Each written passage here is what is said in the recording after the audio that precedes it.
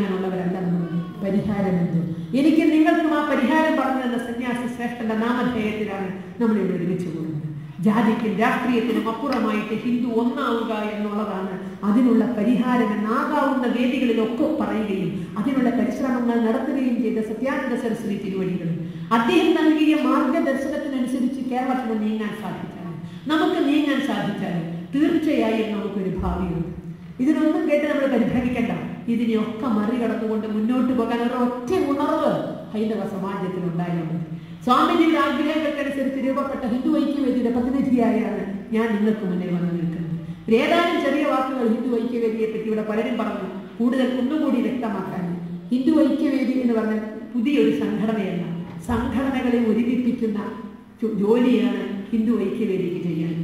കേരളത്തിലെ സാമുദായിക സംഘടനകൾ, കേരളത്തിലെ ഹിന്ദു സംഘടനകൾ, ക്ഷേത്ര സംഘടന, മറ്റേ ഭരണസമിതികൾ, ക്ഷേത്ര ഉപദേശക സമിതികൾ, സന്യാസി മഠങ്ങൾ, ഇങ്ങനെ പല മുഖങ്ങളിലുമുള്ള ഹിന്ദു വിഭാഗങ്ങൾ ഒരു ചരടിൽ ഇണക്കി കോർക്കുക, അങ്ങനെ ഹിന്ദുവിന്റെ വിഷയങ്ങൾക്ക് പരിഹാരം കാണുക, ഇതാണ് ഹിന്ദു ഐക്യവേദിക്ക് ഏറ്റെടുത്ത് നടത്താനുള്ളത്. 1990-കളിലെ രൂപം കൊണ്ട ഹിന്ദു ഐക്യവേദി പൂന്തുറ കലാപത്തിലും നിലയ്ക്കൽ പ്രശ്നത്തിലൊക്കെ പരിഹാരം കാണാനുള്ള ഒരു പ്ലാറ്റ്ഫോം മാത്രമായിരുന്നു ഹിന്ദു ഐക്യവേദി. മാറാട് സംഭവത്തിന് ശേഷമാണ് സംഘടനാ സ്വഭാവത്തിലേക്ക് ഇടുന്നത്. കാരണം മാറാട് ഇരുത്തി ചിന്തിപ്പിച്ചു, സ്വത്ത് മാത്രമല്ല പ്രശ്നത്തിന്, വിശ്വാസം മാത്രമല്ല പ്രശ്നത്തിന്, ജീവനും പ്രശ്നത്തിന്. അവിടെയാണ് ഹിന്ദു ഐക്യവേദിക്ക് സംഘടനാ സ്വരൂപം വരുന്നത്. ഇത്തയായി കഴിഞ്ഞ 6-7 വർഷത്തിലെ പ്രവർത്തനം കൊണ്ട് താഴെത്തട്ടിലേക്ക് ഇറങ്ങാൻ ഇത് സജ്ജമായിരുന്നു.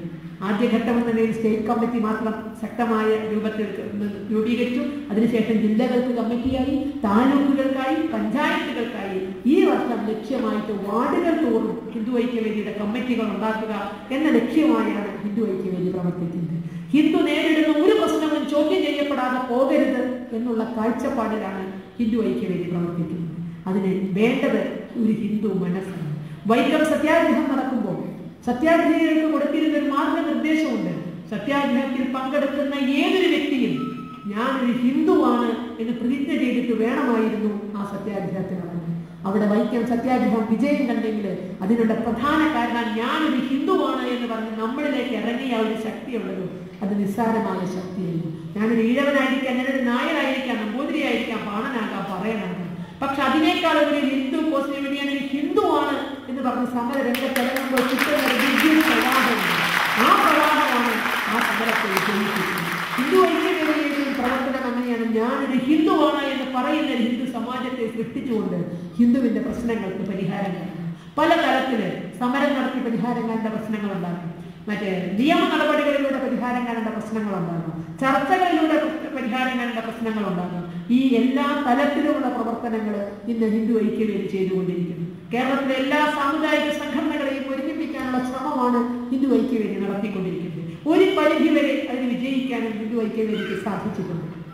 അപൂർവം ചില സംഘടനകൾ മാത്രം മാനസികമായ പിന്തുണയല്ലാതെ പരസ്യമായ പിന്തുണ നൽകാത്ത വിരലിലെണ്ണാവുന്ന ചില സംഘടനകൾ ഒഴികെ ബാക്കി എല്ലാ സമുദായ സംഘടനകളും ഹിന്ദു ഐക്യവേദിയുടെ പരിപാടികളുമായി സഹകരിക്കുന്നു. വളരെ അഭിമാനപൂർവ്വം. ഒക്കെ കേന്ദ്രത്തിന്റെ പരിഗണനയിലിരിക്കുന്ന രംഗനാഥ് മിശ്ര കമ്മീഷൻ റിപ്പോർട്ട്, ഹിന്ദുത്വത്തിന്റെ ശവപ്പെട്ടിയിലെ അവസാന താണിയെടുക്കലായിരിക്കും രംഗനാഥ് മിശ്ര കമ്മീഷൻ റിപ്പോർട്ട് അംഗീകരിച്ചാൽ മതം മാറുന്നവന് അന്യായമായ ആനുകൂല്യങ്ങൾ കൊടുക്കാനുള്ളതാണ്, മതം മാറ്റം പ്രോത്സാഹിപ്പിക്കാനുള്ളത്. പട്ടികജാതിക്കാരന്റെ ആനുകൂല്യം മതം മാറിയവനും കൊടുത്താൽ അത് മറ്റേ മുക്കാചക്രത്തിന്റെ ശമ്പളം കിട്ടുന്ന പ്യൂണുദ്യോഗത്തിന് വേണ്ടിയിട്ടൊന്നുമല്ല അവരാ സംവരണമാണെന്ന് പറയുന്നത്. ഇന്ത്യൻ പാർലമെന്റിലേക്ക് 540 സീറ്റുള്ള ഇന്ത്യൻ പാർലമെന്റിലേക്ക് 80-ലധികം സീറ്റുകൾ ഈ പട്ടികജാതിക്കാർക്കായിട്ട് സംവരണം ചെയ്തിട്ടുണ്ട്. പട്ടികജാതിക്കാരെയും സംവരണം ചെയ്ത് മറ്റേ മതം മാറിയവരെയും തുല്യമായി കണ്ടാൽ ഈ സീറ്റുകളിൽ നിന്നൊക്കെ മത്സരിച്ച് ജയിച്ചു വരിക മതം മാറിയ ക്രിസ്ത്യാനികളാണ്. നാളെ മതം മാറിയ മുസ്ലിങ്ങൾ വഹിക്കും. തുല്യമായി കണ്ട 80 സീറ്റ് സുഖമായി ജയിച്ചു കിട്ടിയാൽ ഇന്ത്യ ആര് ഭരിക്കണമെന്ന് തീരുമാനിക്കാൻ സോണിയാഗാന്ധിയുടെ സീറ്റ് ഇല്ലെങ്കിലും നടക്കും. ഇന്നിപ്പോ സോണിയാഗാന്ധിയുടെ വ്യക്തി പ്രഭാവത്തിൽ നടത്താൻ കഴിയുന്നത്. നാളെ പാർലമെന്റിൽ തന്നെ നിയമങ്ങളൊക്കെ കൊണ്ടുവരാൻ 80 പേര്. പണ്ട് ഉത്തർപ്രദേശാണ് തീരുമാനിച്ചിരുന്നത് ഇന്ത്യ ആര് ഭരിക്കുന്നതിന് 80 സീറ്റാണ്. 80 സീറ്റ് നിസ്സാരമല്ല. ഈ ഒറ്റ ലക്ഷ്യമാണ്, അല്ലാതെ മുക്കാചക്രത്തിന്റെ പ്യൂണുദ്യോഗം കണ്ടിട്ടല്ല. ഇതിന് കൈയിട്ട് വരാനാണ്. ഇതിനെതിരെ ശക്തമായ സമര നടപടികൾ ഹിന്ദു ഐക്യവേദി ആസൂത്രണം ഇപ്പൊ നടത്തിക്കൊണ്ടിരിക്കുന്ന ഒരു പ്രക്ഷോഭം മാത്രം. ഇതിന്റെ ആദ്യഘട്ടത്തിൽ ഞങ്ങൾ ഹിന്ദു നേതൃ സമ്മേളനം വിളിച്ചു. ഒന്നോ രണ്ടോ സംഘടനകൾ ഒഴികെ കേരളത്തിലെ എല്ലാ സാമുദായിക സംഘടനകളുടെയും പ്രാതിനിധ്യം, അവരുടെയും മറ്റുള്ളവരുടെയും മനസ്സുകൊണ്ടുള്ള അംഗീകാരം ഉണ്ടായിരുന്നു. അതിൽ നടന്നു. അതിന്റെ ആഭിമുഖ്യത്തിൽ ഇവിടുന്ന് അങ്ങോട്ട് തുടർച്ചയായ പരിപാടികൾ, മറ്റേ കേരളം മുഴുവൻ നടക്കുന്ന ഒരു യാത്രയടക്കമുള്ള ഈ രംഗനാഥ് മിശ്ര കമ്മീഷൻ റിപ്പോർട്ടിനെതിരെയുള്ള ജനബോധവൽക്കരണ പരിപാടികളും ഒപ്പം നിയമപരമായി ഇതിന് പരിഹാരം കാണാനുള്ള പരിശ്രമവും ഹിന്ദു ഐക്യവേദി നടത്തിക്കൊണ്ടിരിക്കുന്നു. ഇപ്പൊ നമുക്കറിയാം, കേരളത്തിലെ വിദ്യാഭ്യാസ പ്രശ്നങ്ങളിൽ ഇന്റർ ചർച്ച് കൗൺസിലൊക്കെ കാണിക്കുന്ന, അല്ലെങ്കിൽ MESന്റെ ഫസൽ ഗഫൂറൊക്കെ കാണിക്കുന്ന ധിക്കാരം, അല്ലെങ്കിൽ ആ ധാർഷ്ട്യത്തോടുകൂടിയുള്ള പെരുമാറ്റവും ഒന്നുമല്ലാത്ത ഹിന്ദുക്കളെ ഭിക്ഷക്കാരെ പോലെയാക്കുന്നു. നിയമപരമായി പരിഹാരം കാണാൻ, ചർച്ചകളിലൂടെ പരിഹാരം കാണാൻ, ബോധവൽക്കരണത്തിലൂടെ പരിഹാരം കാണാൻ ഹൈന്ദവ സമാജത്തിന് സമയം വൈകിപ്പോയില്ലേ എന്ന ചോദ്യം പലരിലുമുണ്ട്. ഇന്റർ ചർച്ച് കൗൺസിലൊക്കെ മാറി മാറി വരുന്ന ഓരോ ഭരണകൂടങ്ങളെയും മുട്ടുകുത്തിക്കുമ്പോൾ ഇനിയെങ്കിലും മാറ്റി പറയണ്ടേ? മിഷണറിമാര് അവരുടെ മനസ്സിന്റെ ഹൃദയ വിശാലത കൊണ്ടാണ് കേരളത്തിലെ വിദ്യാഭ്യാസ സ്ഥാപനങ്ങൾ പടുത്തുയർത്തിയത് എന്ന് പുസ്തകങ്ങളിൽ എഴുതിയത് ഇനിയെങ്കിലും വായിക്കണ്ടേ? അവരുടെ ഹൃദയ വിശാലതയാണ്. എന്തായിരുന്നു? ബ്രോയിലർ ചിക്കനെ വളർത്തുന്നതൊക്കെ എന്തൊരു ഹൃദയ വിശാലത അറിയോ? മക്കൾക്ക് ഇങ്ങനെ തിന്നാൻ കൊടുക്കുന്നു. അങ്ങനെ കൊടുത്തിട്ടാ കോഴിയെ വളർത്തുക. കാരണം 40 ദിവസം കൊണ്ടൊക്കെ അങ്ങനെ വളർന്നു വലുതായി. എന്തുകൊണ്ട്? അപ്പോഴേ തൂക്കം കൂടുള്ളൂ. അപ്പോഴേ തൂക്കി വിൽക്കാൻ കാര്യമായിട്ട് പറ്റുള്ളൂ. കോഴി കച്ചവടക്കാർക്ക് വെച്ചാൽ ഒക്കെ ഹോർമോൺ കുത്തി വെച്ച് ഇങ്ങനെ വലുതാക്കുക, സ്വന്തം മക്കൾ വലുതാവാത്ത താല്പര്യം ഉണ്ടാവില്ല. അതുപോലെയായിരുന്നു നമ്മുടെ എന്തൊരു സ്നേഹമായിരുന്നു വിദ്യാഭ്യാസ സ്ഥാപനങ്ങൾ തുടങ്ങാൻ. ഇവിടെയുള്ള നാട്ടു വിദ്യാഭ്യാസം അവസാനിപ്പിച്ചിട്ട് ഇനിയെങ്കിലും ആ തിരിച്ചറിവുണ്ടാകും. അപ്പൊ ഇങ്ങനെ 100 പ്രശ്നങ്ങൾ നടക്കുന്നു. ഇതിനൊക്കെ പരിഹാരം കാണാനുള്ള പരിശ്രമങ്ങൾ ഹിന്ദു ഐക്യവേദി നടത്തുന്നു. നമുക്ക് രണ്ടു കൂട്ടർക്കും പിതൃസ്ഥാനത്ത് നിൽക്കുന്നത് സമാദരണീയനായ സത്യാനന്ദ സരസ്വതി സ്വാമികളായിരുന്നു. ഹിന്ദു ഐക്യവേദി വളരെ ആകാംക്ഷയോടുകൂടി നിങ്ങളുടെ പിന്തുണയും സഹകരണവും ഞങ്ങൾ പ്രതീക്ഷിക്കുന്നു. കേരളത്തിലെ ഹൈന്ദവ പ്രവർത്തനങ്ങൾക്ക് ആളിന്റെ കുറവ് ഇന്നില്ല എന്നതൊരു വസ്തുതയുണ്ട്. ആശയമുള്ളവർ ധാരാളമായുണ്ട്. പക്ഷേ അവർക്ക് പിൻബലമായി നിങ്ങളുടെ ചിന്തകൾ, നിങ്ങളുടെ മനസ്സുകൊണ്ടുള്ള അംഗീകാരം, ആ ഓരോരുത്തർക്കും പ്രവർത്തന ഊർജ്ജങ്ങളുണ്ട്. ഇപ്പൊ ഇവിടെ നിന്ന് വളരെ മറ്റേ പത്മനാഭസ്വാമി ക്ഷേത്രത്തിനെ പറ്റിയൊക്കെ ഉള്ളത്, മറ്റേ തിരുവാഭരണത്തെ പറ്റിയൊക്കെ ഉള്ള ഒരു പ്രമേയം ഇവിടെ നിന്ന് പാസ്സാക്കി എന്ന് പറയുമ്പോൾ, KHN പാസ്സാക്കി എന്ന് പറയുമ്പോൾ ഒരുപാട് വെയിറ്റ് ഉണ്ട്. നിങ്ങളുടെ മാനസികമായ പിന്തുണ, അതിലുപരി ആളക്കൊപ്പം അർത്ഥവും സംഘടനാ പ്രവർത്തനത്തിന്റെ, കാരണം ഒരുപാട് കാര്യങ്ങൾ ഏറ്റെടുത്ത് ചെയ്യാനുള്ളതുകൊണ്ട് അവിടെ നിങ്ങൾ വലിച്ചെറിയുന്ന നാണയ കുട്ടികളെങ്കിലും ഒരു പാത്രത്തിൽ നിക്ഷേപിക്കാൻ പറഞ്ഞ സത്യാനന്ദ സരസ്വതി സ്വാമികൾ നിങ്ങളുടെ മനസ്സിലുണ്ടാകും എന്നെനിക്ക് ഉറപ്പുണ്ട്.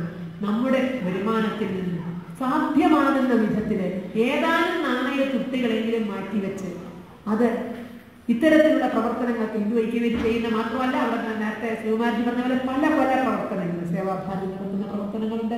അതുപോലെ തന്നെ നമുക്കറിയാം, എല്ലാവരും ഹിന്ദുവിന് എന്തുകൊണ്ടൊരു മീഡിയ ശക്തമാകുന്നില്ല, എന്തുകൊണ്ട് നമുക്കൊരു ചാനൽ തുടങ്ങിക്കൂടാ? ഇത് കേട്ടാൽ ഞങ്ങൾ ആദ്യം വിചാരിക്കും ചാനൽ തുടങ്ങാനുള്ള ആലോചനകൾ ഒരു ഭാഗത്ത് നടക്കുമ്പോഴും മനസ്സിൻ്റെ ഉള്ളിൽ ചാനൽ എന്ന് പറയുമ്പോൾ പലരും ചോദിക്കും, ടീച്ചറെ നമുക്കെന്താണ് ചാനൽ തുടങ്ങിക്കൂടെ എന്ന് വെച്ചാൽ ഇവര് പറഞ്ഞത് ഞാൻ കേൾക്കാറില്ല.